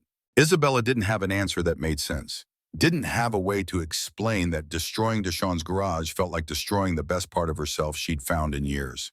She hung up without responding, Christopher's voice still demanding answers as the call disconnected. The drive home happened on autopilot muscle memory, navigating streets while her mind spiraled through impossible calculations. If they didn't buy Market Street, Gerald would pull funding. Without funding, payroll stopped in 6 weeks, maybe 8 if they were lucky. 200 employees, most with families and mortgages and lives built on the assumption that their jobs were stable. Her penthouse felt like a museum when she walked in, all expensive surfaces and carefully curated art. Nothing that suggested an actual human lived here. Isabella dropped her purse on the counter and went straight to the windows, watching the city lights blur through tears she didn't remember, starting to cry. Rachel's contact photo flashed on the screen, her best friend's timing impeccable as always. The call connected and Rachel's voice came through gentle. "So how'd it go with meeting Zoe?" Isabella's composure cracked. "I have to destroy his business." She told Rachel everything, the words tumbling out in fragments. The Market Street property, the impossible timeline, Gerald's ultimatum, the way Zoe had looked at her like maybe she could be part of their family, the feeling of Deshawn's hand covering hers across the table. Rachel listened without interrupting, letting Isabella spiral until the words ran out. "Okay," Rachel's voice was steady. "Let's think about this rationally. Are there other properties that could work? We've looked at everything within our budget. Market Street is the only location that fits the criteria in the timeline. Can you negotiate a different timeline with Gerald? He's already threatening to pull out if we don't accelerate. Pushing back would give him an excuse to walk completely." Rachel's exhale was thoughtful. "What if you talk to Deshawn? Explain the situation, offered him help relocating? And say what exactly?" Isabella's laugh was bitter. "Sorry I didn't mention my company wants to demolish your garage, but here's some money to make it better. He'll think I played him, that everything between us was manipulation to make the acquisition easier." "Was it?" "No." The word came out fierce. "I didn't know. I swear to God, Rach, I had no idea until Zoe said the address." "Then tell him that. Be honest, work together to find a solution that doesn't require you choosing between your company and your conscience." Isabella wanted to believe that was possible, wanted to imagine a world where honesty and good intentions could overcome fundamental conflicts of interest. But she'd spent enough years in business to know that sometimes there were no good solutions, only choices between different kinds of damage. She thanked Rachel and ended the call, standing alone in her expensive apartment with the weight of 200 livelihoods pressing against her chest. The next 3 days passed in a fog of avoidance and anxiety. Isabella ignored Deshawn's texts, watched them pile up with increasing concern. The first one came Christmas morning, cheerful and innocent. "Zoe wanted me to tell you Merry Christmas. She's still talking about the fabric draping." The second arrived that evening. "Haven't heard from you. Everything okay?" The third came on the 26th. "If I did something wrong, I'm sorry. Would really like to see you again." Each message felt like a knife twisting because she wanted to answer so badly it physically hurt. But what could she say? How did you tell someone that you were the architect of their destruction? Christopher called every few hours with updates that made things worse. Gerald wanted the purchase agreement signed by December 28th. The board was demanding a presentation on expansion strategy. Their main competitor had announced a new flagship location, stealing market attention that should have been theirs. Isabella worked from home, avoiding the office and the employees whose jobs depended on her making the right choice. She lived on coffee and the Greek yogurt that had been in her fridge since before everything fell apart, sleeping in 2-hour increments between panic attacks. The flashbacks came at 3 a.m. when she couldn't sleep, memories she'd spent years trying to bury surfacing with cruel clarity. She was 22 again, standing in her parents' mansion in Greenwich, wearing a dress that cost more than most people's monthly rent, trying to explain to her father why she was dropping out of Yale Law to start a fashion company. His voice had been cold with disappointment. "You have a trust fund that would let you live comfortably, doing nothing, and you want to throw it away on clothes." Her mother had said nothing, just sipped her wine and looked out the window like Isabella wasn't worth the effort of conversation. "I want to build something that's mine," Isabella had tried to explain. "Something that matters." Her father's laugh had been sharp. "You want to play at being self-made while using family connections and trust fund money as a safety net. Let me know when you're ready to be serious about your future." She'd left that night, taken her trust fund, and proved him wrong through sheer force of will. Built her company from nothing into something real, hired people who believed in her vision, created a brand that meant something beyond just profit margins. Except now that brand was failing and she was back to being the girl in the expensive dress, watching her dreams collapse because she couldn't figure out how to be ruthless enough to survive. The memory shifted forward to her first investor meeting with Gerald Pemberton, his office all glass and steel, and the kind of modern art that existed solely to signal wealth. He'd looked at her business plan for exactly 4 minutes before speaking. "You're proposing aggressive expansion with no clear path to profitability. Why should I invest in a vanity project?" Isabella had pulled out her market research, her customer testimonials, her vision for sustainable fashion that didn't compromise on style. She'd talk for 30 minutes straight, her throat dry, but her conviction absolute. Gerald had signed the check because he saw something in her determination. But his words had come with conditions. "I don't invest in failures. You want my money, you deliver results. No excuses, no sentiment, just growth." She'd agreed because she'd been 24 and stupid enough to think she could meet anyone's expectations if she worked hard enough. Now she was 29 and drowning in the consequences of promises she couldn't keep. Her phone buzzed with a new text from an unknown number. The message made her stomach drop. "This is Lin Chen. My father asked me to reach out. We need to discuss your company's interest in the Market Street property. Can we meet tomorrow?" Isabella typed back with shaking fingers. "Yes, where and when?" Lynn's response came quickly with an address and time, and Isabella added it to her calendar with the feeling of someone scheduling their own execution. Across town, Deshaun was having his own crisis of faith in an apartment that felt too quiet without Zoe's constant chatter. She was with Tanya for a post-Christmas sleepover, leaving him alone with thoughts that spiraled darker the longer Isabella stayed silent. He'd replayed their evening together 100 times, trying to figure out where he'd gone wrong. Had he talked too much about Keisha? Had bringing up his father's philosophy been too heavy for a first date? Had inviting her to meet Zoe been too forward? Or maybe the problem was simpler. Maybe she'd realized he was a widower living above a garage, barely making ends meet, and decided she could do better. Tanya had called twice to check on him, her voice careful in that way that meant she was worried but trying not to show it. "Have you heard from Isabella?" "No," Deshaun kept his voice neutral. "I'm sure she's busy with the holidays." "Deshaun, you don't ghost someone after meeting their kid unless something's really wrong." He'd ended the call before Tanya could push harder, before he had to admit out loud that this hurt worse than he'd expected. He'd let himself hope, let himself imagine a future that included someone who looked at him the way Isabella had looked at him across that table. The garage needed inventory work, mindless counting that would keep his hands busy and his mind occupied. Deshaun headed downstairs, flipping on the fluorescent lights that hummed and flickered before settling into steady brightness.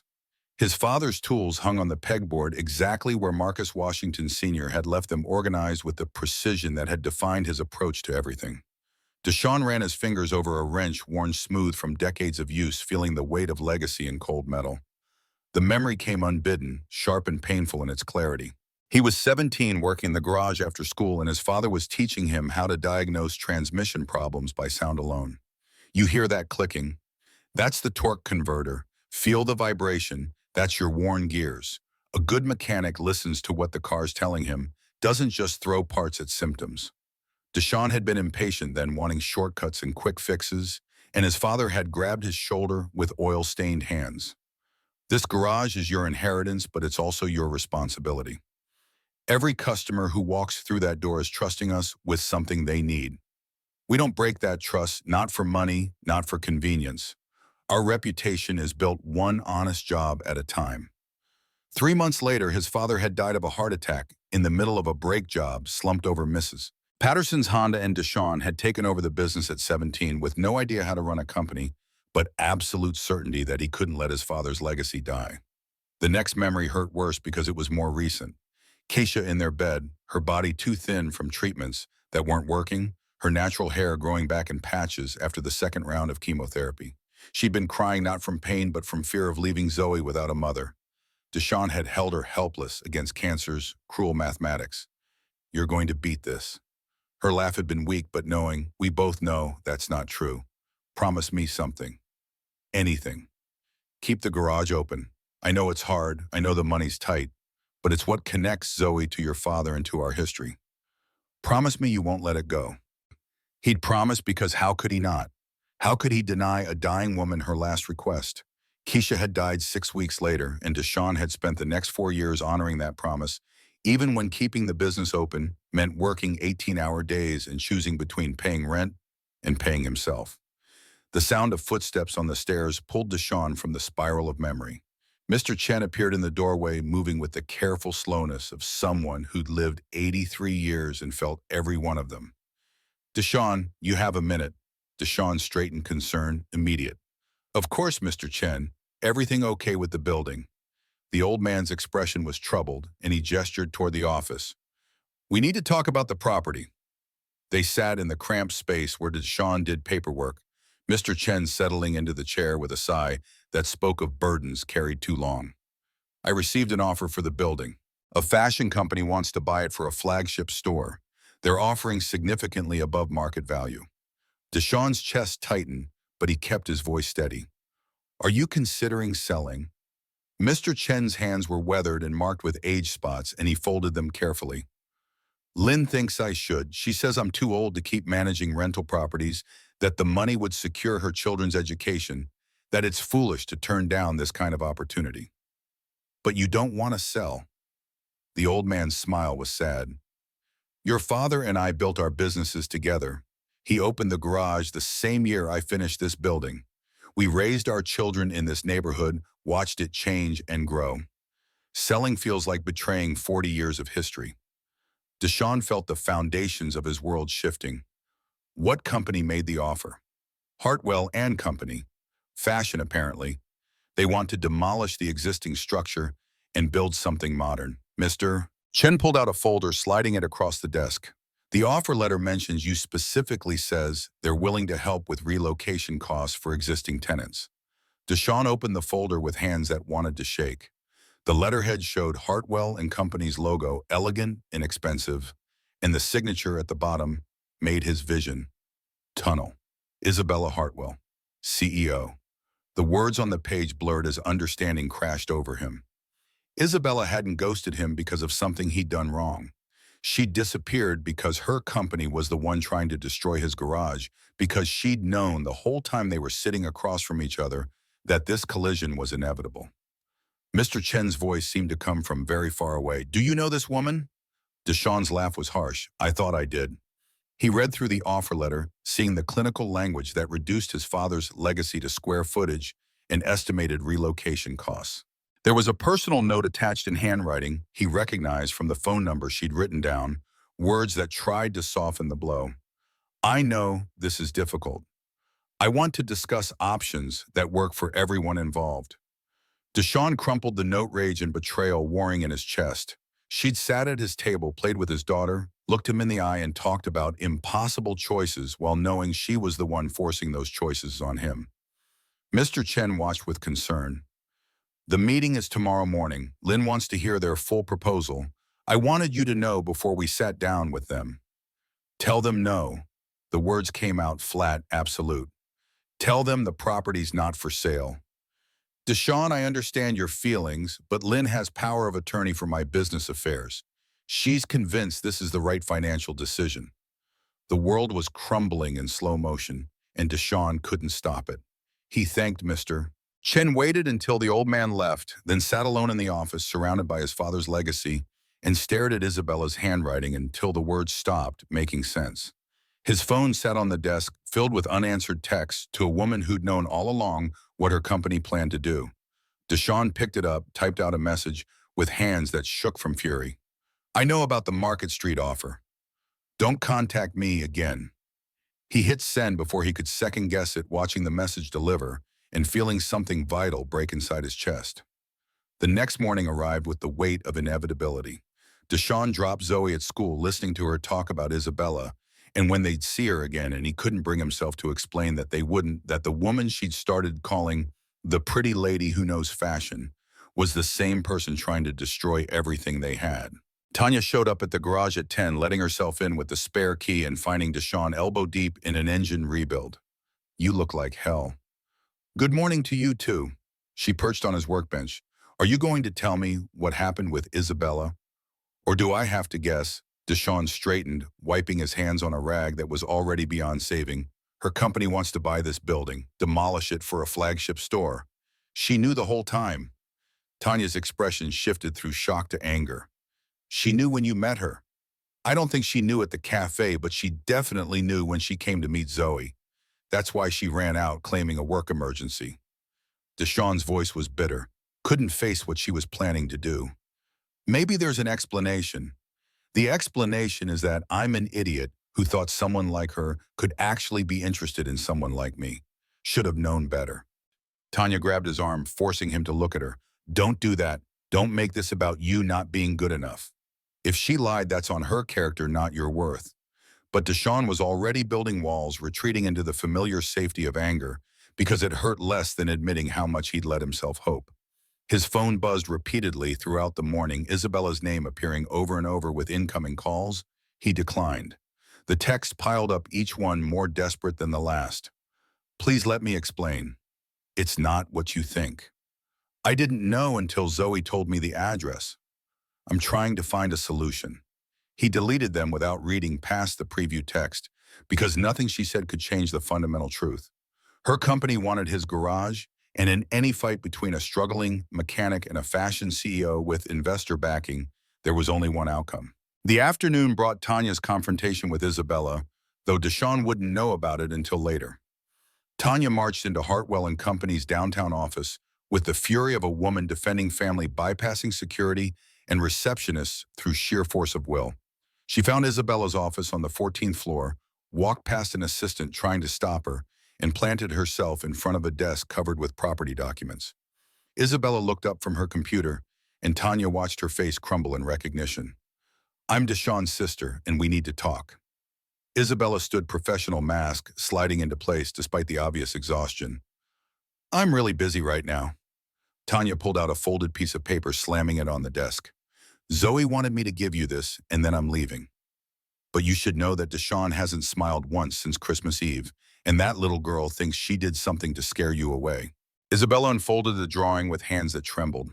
3 stick figures holding hands under a Christmas tree, labeled in crayon with Daddy, me, and Isabella.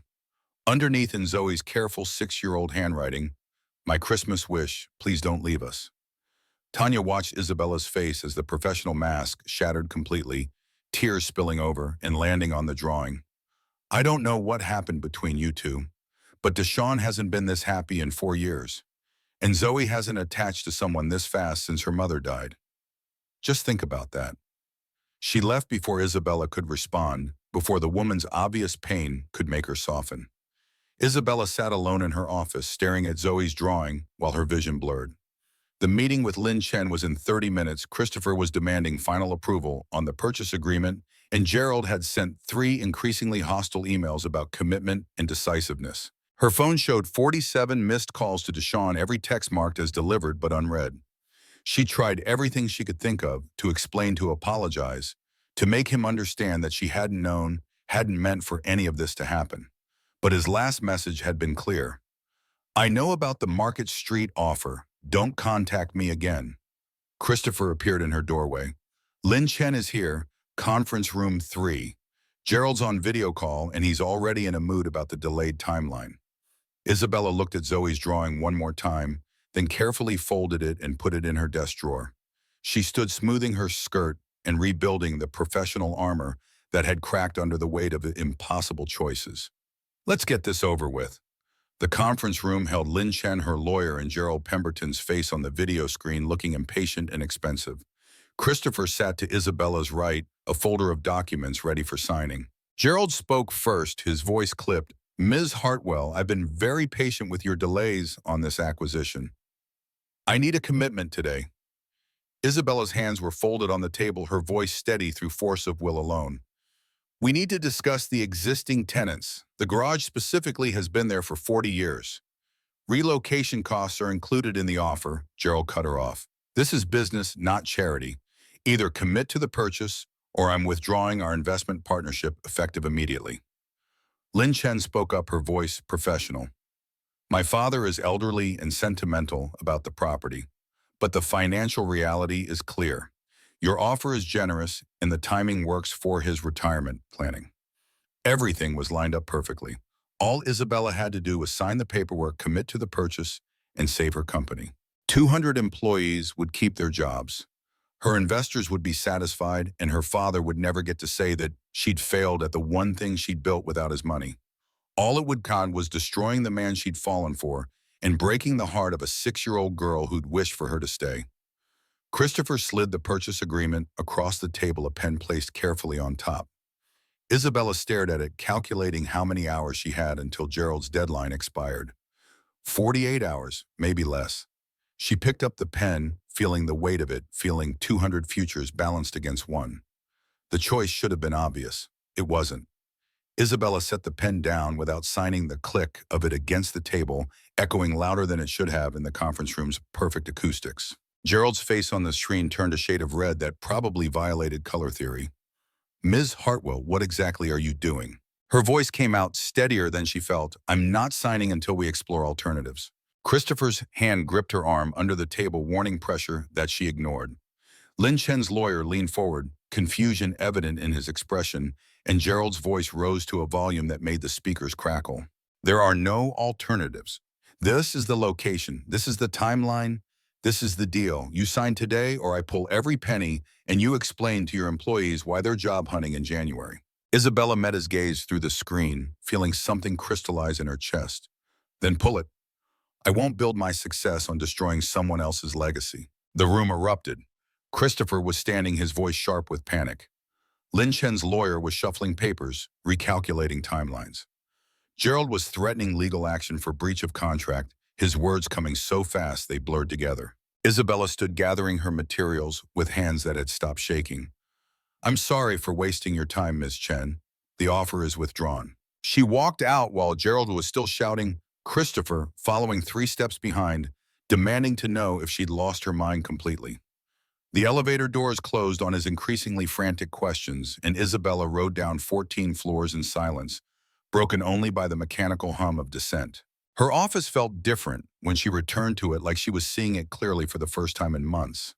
The expensive furniture and the view that cost extra, and the framed magazine covers showcasing her success, all of it suddenly felt hollow.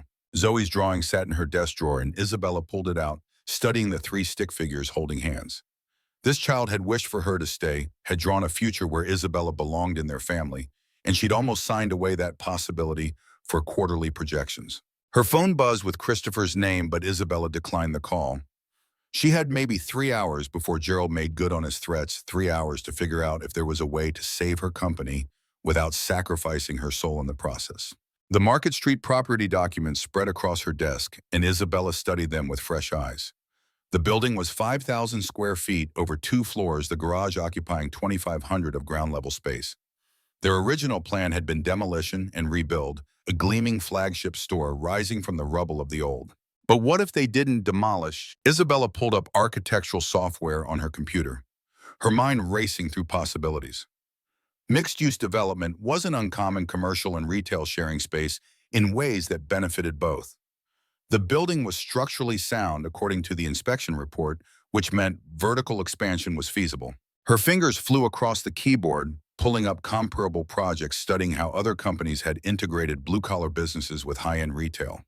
There was a coffee roaster in Portland that shared space with a designer boutique, the contrast creating buzz that benefited both.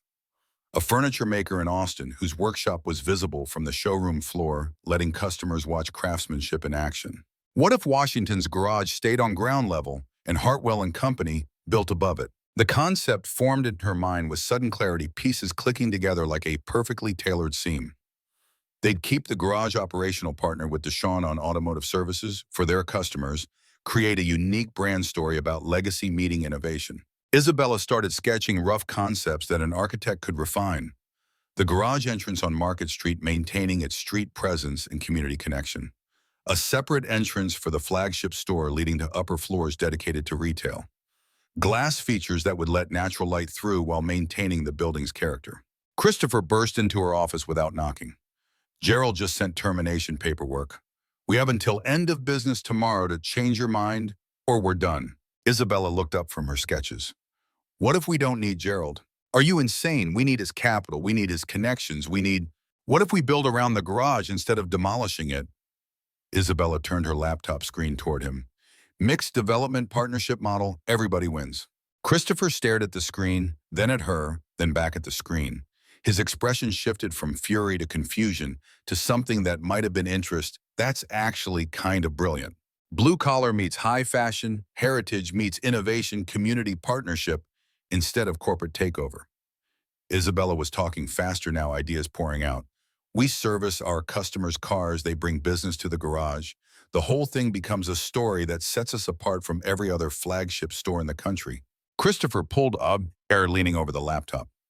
The investors would need to see numbers, construction costs for vertical expansion versus demolition and rebuild, projected revenue from partnership synergies, customer acquisition models. I'll have the proposal ready by tomorrow morning. Isabella was already pulling up contractor contacts, architectural firms that specialized in mixed-use development. We present to the board at the emergency meeting Gerald's probably already scheduling. And if they say no, Isabella met his eyes, then at least I can look at myself in the mirror. She worked through the night fueled by coffee and determination and the memory of Deshawn's hand covering hers across the table. The proposal took shape in spreadsheets and architectural renderings, financial projections that showed how partnership could be more profitable than demolition when you factored in brand differentiation and community goodwill. By 3 a.m., she had a 50-page presentation that made the impossible look not only feasible, but brilliant. By 5 a.m., she'd called in favors from 3 architects who owed her consulting work, getting preliminary structural assessments that confirmed vertical expansion was viable. At 6:30, she called her real estate attorney and had him draft partnership agreements that would give Deshawn equal ownership stake in the mixed-use property. At 7:15, she emailed the full proposal to every board member with the subject line, Alternative Market Street Strategy. Christopher called at 7:45. I've been up all night running your numbers. If this works, Isabella, we're not just saving the company, we're revolutionizing our entire brand position. If it works, Isabella's hands were shaking from caffeine and exhaustion and fear. Gerald's calling an emergency board meeting for 10 a.m. He's planning to force a vote on pulling investment. You need to be ready to fight. Isabella looked at Zoe's drawing still sitting on her desk. I'll be ready. The board meeting happened in the same conference room where she'd refused to sign 24 hours earlier, but the energy was completely different. Gerald's face on the screen radiated fury, and the 5 board members present in person looked skeptical at best. Isabella stood at the head of the table, her presentation queued up, her entire future balanced on the next 30 minutes. I'm proposing we revise our Market Street strategy from acquisition and demolition to partnership and vertical expansion. She walked them through to the concept, showing architectural renderings of how the garage would remain at ground level while Hartwell and Company's flagship store rose above it. She presented financial models demonstrating how partnership created unique value that justified premium pricing. She showed customer research indicating that millennials and Gen Z preferred brands with authentic community connections. Gerald interrupted repeatedly, his objections growing more heated as the presentation progressed. This is sentiment over strategy. You're asking us to partner with a mechanic who operates on margins that wouldn't cover our marketing budget. Isabella didn't flinch. I'm asking us to partner with a 40-year legacy business that represents exactly the authenticity our customers are looking for. Washington's garage isn't just square footage, it's a story that differentiates us in a crowded market. One of the board members, Patricia Chen, spoke up. The construction timeline concerns me. Vertical expansion would take longer than demolition and rebuild. 6 weeks longer, Isabella acknowledged, but we'd maintain community goodwill, avoid the PR nightmare of displacing a beloved local business, and create a partnership model we could replicate in future expansions. The presentation concluded, and the room fell silent except for Gerald's breathing through the speaker system. Isabella stood at the head of the table, her professional armor firmly in place, waiting for judgment. Patricia spoke first. I actually love this concept. The brand positioning is unique. The financials work if your projections hold and the timeline delay is manageable. 2 other board members nodded agreement, but Gerald's voice cut through.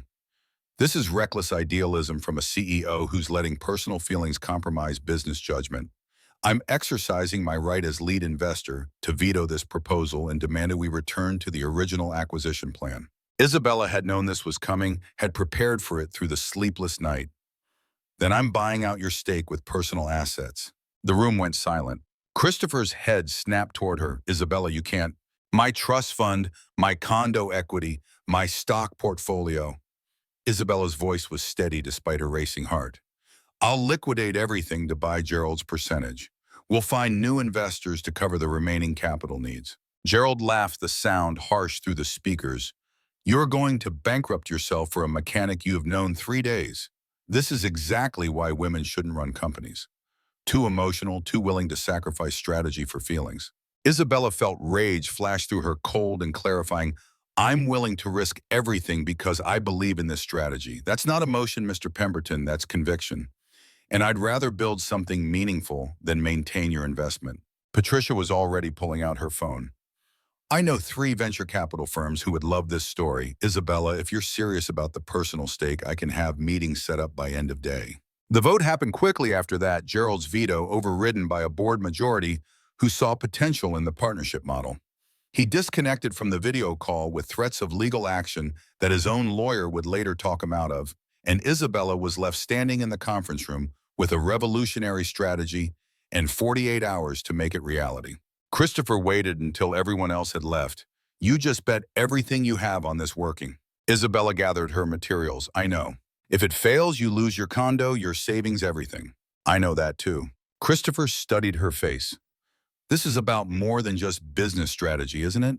Isabella thought about Deshawn's hand covering hers, about Zoe's wish, drawn in crayon, about the way she'd felt sitting on their floor creating makeshift fashion designs. This is about building something worth having. The next step was harder than facing down investors. Isabella had to convince Deshawn to even listen to her proposal, which meant going to the garage and confronting his justified anger. She spent an hour preparing, gathering architectural models and partnership agreements, rehearsing explanations that sounded inadequate even in her head. Rachel called 3 times offering moral support, and Tanya texted once with a simple message. Whatever you're planning, it better be good.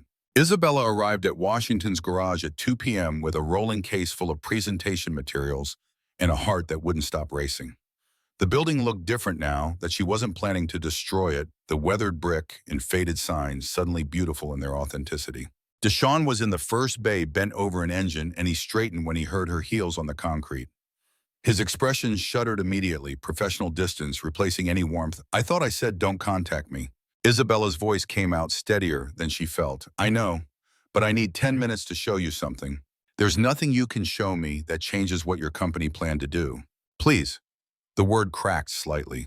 10 minutes, and if you still want me to leave, I'll go and you'll never hear from me again. Something in her tone must have reached him because Deshawn wiped his hands and gestured toward the office. Isabella wheeled her case behind her, hyper-aware of every detail, the photos of his father on the wall, the ancient coffee maker, the filing cabinets that had probably been there since the 80s. She pulled out the architectural models, setting them on his desk with hands that trembled slightly. I'm not buying the building to demolish it. I'm proposing a partnership. Deshawn stared at the models, his expression unreadable. What kind of partnership? Isabella walked him through the concept, showing how the garage would remain at ground level, while her company built above, how they'd share ownership 50-50, how the partnership would benefit both businesses. She presented financial projections, showing increased revenue for the garage from customer referrals, showed architectural plans that preserved the building's character while adding modern retail space. Deshawn listened without interrupting, his face giving nothing away, and Isabella's panic grew with each passing second of silence. When she finished, he looked up. Why would you do this? Because destroying your garage to save my company felt like destroying the best part of myself. Isabella's voice was raw with honesty. Because Zoe drew a picture where I belong in your family and I wanted it to be true. Because I'd rather risk everything than become the kind of person who bulldozes people's legacies for profit margins. Deshawn's expression cracked slightly. You really didn't know when we met at the cafe, you didn't know about the Market Street plan. I swear to God, Deshawn, I had no idea until Zoe mentioned the address. That's why I ran. That's why I couldn't answer your texts. I was trying to figure out how to save my company without destroying yours. He studied her face, looking for lies, and Isabella let him see everything. The exhaustion, the fear, the desperate hope that he'd give her another chance. This partnership, Deshawn's voice was careful, it gives me equal ownership. 50% of the property equal, say in all decisions, revenue share from the retail space above, and your garage operates independently with no interference from my company. Isabella pulled out the contract she'd had her lawyer draft. Everything in writing, legally binding, protected in perpetuity. Deshawn picked up the contract, reading through it with the careful attention of someone who'd been burned before. Isabella waited, barely breathing, while he absorbed every clause and condition. When he finally looked up, his expression had shifted into something she couldn't quite read. "There's one problem with this proposal." Isabella's heart sank. "What?" "You're offering equal partnership, but you're taking all the financial risk. Your personal assets, your investor relationships, everything's on you while I just keep running my garage like always." "That's because it's my company that needs the expansion." Deshawn cut her off. "And it's my garage that benefits from the partnership. If we're doing this, we're doing it as actual equals. I've got equity in this building through 40 years of rent payments. I've got business assets I can leverage. I've got connections in the community that will matter when we need permits and support." Isabella felt something shift in her chest. "You want to invest? I want to be your partner, not your charity case." Deshawn's smile was small but real. "My dad always said a man's reputation is built on how he handles both success and struggle. If this works, I want to have earned it." They spent the next hour at his desk revising the partnership agreement to reflect equal investment and equal risk. Deshawn called his bank about leveraging his business assets. Isabella called Christopher about adjusting the financial model, and slowly the impossible started looking achievable. By 4 p.m., they had a framework both could live with. By 5 p.m., Deshawn's lawyer had reviewed the revised agreement and given preliminary approval. By 6 p.m., when Zoe burst through the door fresh from Tanya's pickup, they were shaking hands over a partnership that would either save them both or destroy them together. Zoe saw Isabella and screamed, launching herself across the garage into arms that caught her instinctively. "You came back. Daddy said you were busy, but I knew you'd come back." Isabella held her tight, meeting Deshawn's eyes over Zoe's curls. "I'm sorry I disappeared. I had to fix something important." "Did you fix it?" Zoe pulled back to study her face with 6-year-old intensity. "I think so. Your dad and I are going to be business partners." Zoe's confusion was evident. "What's that mean?" Deshawn knelt beside them. "It means Isabella's company and our garage are going to work together. She's going to build her store above the garage, and we're all going to help each other." Understanding dawned on Zoe's face, followed by pure joy. "So you're staying? You're not leaving?" Isabella looked at Deshawn, saw permission in his expression. "I'm staying." The partnership launch happened 3 months later, after permits were secured and construction began, and the story started generating media interest that exceeded even Isabella's optimistic projections. Forbes ran a feature titled "The Partnership Model Disrupting Fashion Retail," with photos of Isabella and Deshawn standing in front of the building they were transforming together. Business Insider covered the community impact angle, interviewing Mr. Chen about how the partnership had preserved his legacy while securing his retirement.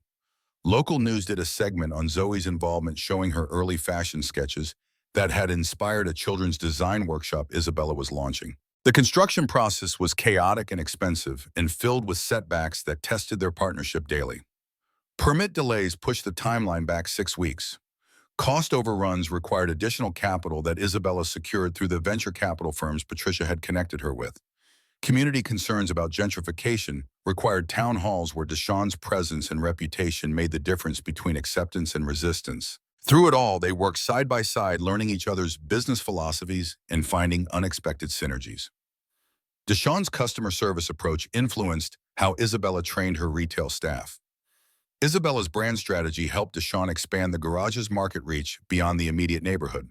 The grand opening happened on a Saturday in late April. The building transformed, but still recognizable, its heritage visible in preserved brick and the original garage sign restored to gleaming perfection. Washington's garage occupied the ground floor exactly as it had for 40 years. But now the bays gleamed with new equipment purchased through partnership profits, and the customer waiting area had been redesigned with comfort that respected the space's history. Above it, Hartwell and Company's flagship store rose in glass and steel that somehow harmonized with the brick foundation, creating visual interest that architecture magazines would later call industrial elegance. The interior mixed high fashion with automotive heritage, exposed brick and polished chrome designer clothing, displayed alongside framed photos of the garage's 40-year history. The launch event drew 300 people, customers, old and new, media, covering the innovative partnership model, investors who'd taken a chance on Isabella's vision, and community members who'd watched the transformation with initial skepticism that turned to pride. Isabella stood with Deshawn and Zoe cutting the ribbon while cameras flashed and applause echoed off brick walls that had witnessed 4 decades of honest work. The business metrics exceeded projections within the first quarter. The flagship store's unique positioning attracted customers willing to pay premium prices for authentic brand story. The garage's revenue increased 30% from customer referrals and expanded service offerings. The partnership model generated speaking invitations and consulting requests that created additional revenue streams neither had anticipated. But more than the financial success, the partnership transformed how both businesses operated. Isabella learned to value legacy and community connection over pure growth metrics. Deshaun discovered that expansion didn't have to mean selling out, that you could honor your father's memory while building something new. 1 year after that Christmas Eve, when everything had started, they returned to Pinewood Cafe for dinner. The three of them crowded into the same corner booth where Deshaun and Isabella had first realized they were each other's blind date. Zoe was 7 now, bouncing with barely contained energy, her braids decorated with gold beads that caught the Christmas lights strung around the cafe's windows. "This is where you guys met." Well, the first time was when Mommy Isabella's car was broken. Deshaun corrected gently, "Just Isabella, baby." But Zoe shook her head with stubborn certainty. "She said I could call her Mommy Isabella if I wanted because she's going to marry you." Deshaun nearly choked on his coffee, looking at Isabella, who was trying not to laugh. "Did you now?" Isabella shrugged, feigning innocence. "I may have mentioned that was a possibility." Harper appeared with dessert, a slice of pie, with a candle burning brightly for my favorite family on the house. Deshaun pulled a small velvet box from his pocket, his hand steady, despite the magnitude of what he was about to do. They'd practiced this moment that morning, Zoe sworn to secrecy that had lasted approximately 4 hours before she told everyone at school. He opened the box, revealing a ring that had belonged to his grandmother, reset in a modern design that honored both heritage and future. "Isabella Hartwell, you saved my garage, saved my heart, and became the family Zoe wished for on Christmas Eve. Will you marry us?" Isabella was crying before he finished, nodding so hard she probably looked ridiculous. Her professional composure completely abandoned. "Yes, 1,000 times yes." The cafe erupted in applause, Harper having definitely alerted every regular that this was happening, and Zoe threw her arms around both of them with 7-year-old force. "Now I get a mommy for every Christmas forever." The wedding happened 6 months later in the same cafe where everything had begun, small and perfect, with just family and friends who'd witnessed the journey from collision to partnership to love. Zoe served as flower girl in a dress she'd designed herself with Isabella's guidance, her natural hair styled in twist-out curls adorned with fresh flowers. She walked down the aisle scattering petals with serious concentration, pausing halfway to announce that she was so happy her daddy wasn't sad anymore. Isabella wore a simple dress in cream silk designed by her own hands for this specific moment, every stitch infused with intention. Deshaun wore his father's suit, altered and updated, carrying that legacy into his future. They exchanged vows they'd written together, promises that acknowledged the messy reality of blended families and business partnerships and love that arrived unexpectedly. "I promise to choose us every time, even when the choice is hard." Harper officiated, having gotten ordained online specifically for this purpose, and her blessing referenced broken alternators and blind dates and Christmas miracles that proved love found you when you stopped looking. The reception filled the cafe with music and laughter. Same neighbors who'd been skeptical of the partnership now celebrating the family it had created. Mr. Chen gave a toast about legacy and change, about honoring the past while building the future. Tanya's speech made everyone cry, with stories of Deshaun's journey from loss to hope. When Deshaun pulled Isabella onto the makeshift dance floor for their first dance, snow started falling outside the windows. Actual snow in Florida on a June evening, meteorologically impossible, but happening anyway, like the universe was acknowledging that some love stories deserve their own weather patterns. Zoe pressed her face against the glass, watching flakes drift past streetlights. "Mommy Isabella, Daddy, it's snowing just like the night you met." 3 years later, they stood in that same cafe for their anniversary, but the family had grown. Zoe was 10, helping her baby brother navigate his first steps, while keeping a watchful eye on her newborn sister, sleeping in Isabella's arms. The Washington-Hartwell partnership had expanded to 3 more cities, each location following the same mixed-use model that honored existing businesses while creating retail innovation. The original Market Street location had become a case study in business schools, an example of how partnership could generate more value than acquisition. Isabella's company had gone public 6 months prior, the IPO exceeding expectations and making both her and Deshaun millionaires on paper.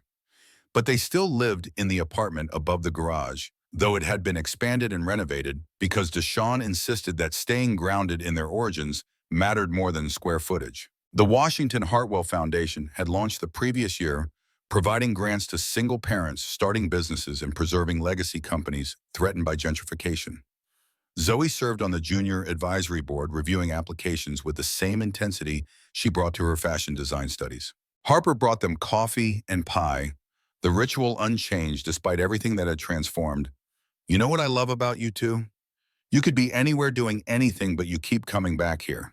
Deshawn pulled Isabella close, his other arm wrapped around Zoe. This is where it started, where I stopped for a stranger in a snowstorm and found my future. Isabella looked up at him, her smile soft. Guess we should send a thank you card to that alternator. They laughed, the sound filling the cafe that had witnessed their entire journey, and Zoe captured the moment on her camera because she was documenting their story for the book she planned to write. Outside, no snow fell because it was July, and even Universe's sense of humor had limits. But inside Pinewood Cafe, surrounded by family and history, and the life they'd built from impossible choices, Isabella Hartwell Washington felt something she'd spent years chasing through business success and professional achievement. She felt home. Sometimes the worst nights transform into the best stories, proof that broken alternators can lead to building empires. Sometimes the collision you dread becomes the connection that saves you. And sometimes family finds you in the form of a mechanic who stops in snowstorms and a little girl who wishes on Christmas magic and refuses to accept that love has to choose between legacy and future. You can have both if you're brave enough to build something new from the foundation of what came before.